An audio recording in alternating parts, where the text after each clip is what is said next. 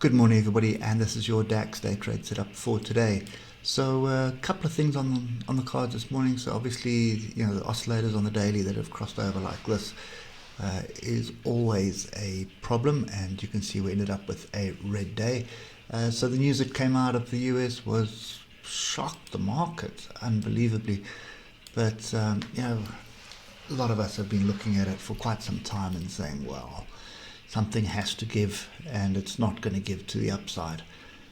So from a technical analysis point of view, this little sell-off that happened yesterday is been on the card for some time, but it's still not enough on the DAX. It still needs to pull back a little bit further than where it is at the moment. So if we start looking at the lower time frames, it starts to look like it's not going to actually happen. I just want to delete this and just tidy that up. That's a better view. So oscillator starting to grip the downside. Trend is still up. It's coming back into some area of structure for another leg up as far as I'm concerned.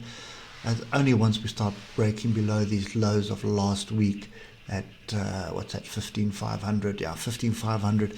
Once we start breaking below 15,500, then this trend will then you'll have a stab at the trend reversing and being able to get in a bit lower down. But I think what's going to happen here is we're probably just going to bounce around a little bit this morning while everybody digests the information.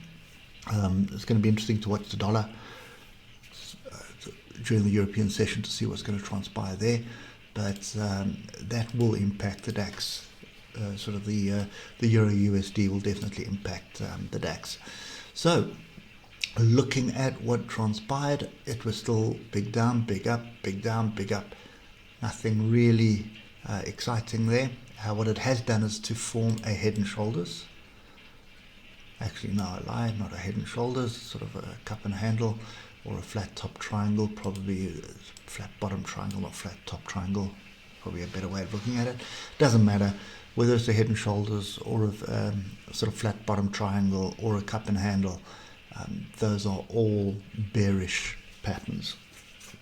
So we have got a sort of a close below that level. So this is the area to watch as far as I'm concerned, 15,671, and then I would expect some kind of a continuation down to 15,600 area. I think that's pretty much what I would expect to be on the cards at the moment. What I'd also do is just bring in the levels, look for the structure. Remember, it's been messy for so long, so coming into this area here and bouncing off here is also a probability. That's 15,635.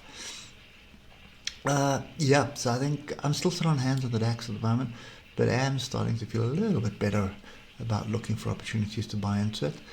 But if this does go, there's a good possibility of us coming down to this area here. So let's just give you where I get that from. So there's the high of the triangle to there, so that's 132 points. So there's two ways of doing it. It's from there, 132 points, like that, or alternatively, you're going from there, 132 points, which brings us back onto this area here. Regardless, I think that's kind of the play at the moment. I think while the news gets digested, I think you probably drift a little bit lower. Bottom of channel is a pretty key area to pay attention to, and even if you step out of that, this would be an area to pay attention to, which is 15,550. So yeah, I'm still on hand still, but yeah, it is starting to look fairly interesting. All the noise is out the way now. Now we've got to see how the market reacts to the noise in the short term, and hopefully they panic a little bit more and it sells off, because then it's going to give us a better opportunity to buy into this lower down. Anyway, that's it for me. Hope it helps, and we'll catch up with you later. Cheers for now.